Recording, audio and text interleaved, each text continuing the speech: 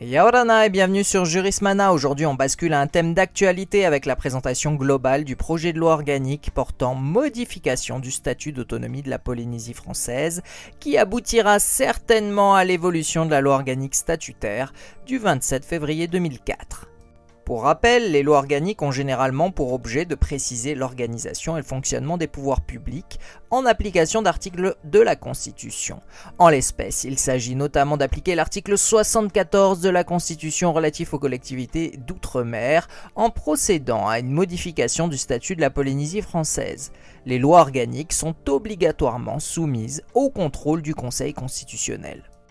Cette loi organique statutaire de 2004 a été principalement modifiée 10 fois depuis sa publication, il y a déjà 14 ans de cela. Excepté le bloc de constitutionnalité, c'est le texte le plus important pour la collectivité de la Polynésie française, et ce projet de modification est intéressant étant entendu que ce n'est pas tous les jours qu'on modifie le statut et que le projet de réforme constitutionnelle de 2019 ne prévoit rien de spécifique pour la Polynésie. Il faut noter que ce projet a déjà fait l'objet d'un avis de l'Assemblée de la Polynésie française, l'APF, et du gouvernement polynésien avec de nombreuses demandes de modification. Le projet de loi organique portant modification du statut d'autonomie de la Polynésie française comporte 18 articles très variés.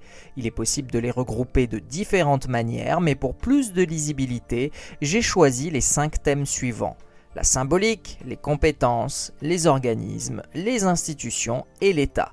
C'est un choix personnel et on pourrait tout à fait les regrouper autrement. Par symbolique, on entend les dispositions qui ne sont pas révolutionnaires car déjà en application de fait. L'article 2 sur le nucléaire est assez caractéristique étant donné que les conditions d'indemnisation des victimes des essais nucléaires sont déjà prévues par la loi et que l'État assure déjà l'entretien et la surveillance des sites ainsi que la reconversion de l'économie. Il serait toutefois possible de rétorquer qu'une intégration dans la loi organique permet de plus sécuriser les obligations à la charge de l'État. Notons aussi que si cet article comprend une reconnaissance de la construction de la capacité de dissuasion nucléaire française, il ne reconnaît pas directement les conséquences de ces essais. À cet article 2, il est possible d'y adjoindre l'article 15, au sens où le Conseil économique, social et culturel est déjà compétent en matière environnementale. En ce qui concerne les compétences, les dispositions sont nombreuses. L'article 4 est relatif à la sécurité, c'est normalement une compétence de l'État, mais elle appartient à la Polynésie pour les navires de moins de 160 tonneaux de jauge brute. Il est proposé ici de faire plutôt référence à la longueur du navire, soit 24 mètres. L'article 7 permet à la Polynésie d'être membre de toutes les organisations internationales et non plus celles du Pacifique uniquement, ce qui peut sous-entendre une participation plus poussée à la nébuleuse onusienne. L'article 8 étend les compétences pouvant être transférées aux communes, mais supprime la réserve du transfert des moyens, ce qui suppose une plus grande flexibilité, mais plus de difficultés pour la prise en charge de ces compétences par les communes. L'article 10 est focalisé sur les terres rares et semble être une réponse à la problématique de l'exercice de la compétence sur les ressources sous-marines en Polynésie. Il faut toutefois préciser que cette mention ne supprime pas pour autant la compétence de l'État pour les matières premières stratégiques et je vous renvoie à ma précédente vidéo Jurismana sur le sujet. Pour finir, l'article 9 élargit la possibilité de production et de distribution d'électricité aux groupements de collectivités. Concernant les organismes, le projet permet à l'article 6 de créer des SPL ou sociétés publiques locales. Je vous renvoie à ma précédente vidéo Jurismana sur ce sujet, elle était assez complète. L'article 11 permet quant à lui à la Polynésie française de participer à des syndicats mixtes ouverts, soit une structure de coopération permettant à des collectivités de s'associer entre elles ou avec des établissements publics. Pour finir, l'article 5 porte sur les autorités administratives indépendantes et élargit les possibilités de création par la Polynésie à tout domaine, ce qui semble être une avancée favorable. Toutefois, la mise en place d'incompatibilités spécifiques dans le statut risque de rendre la nomination des membres et du président très difficile, notamment pour les Polynésiens.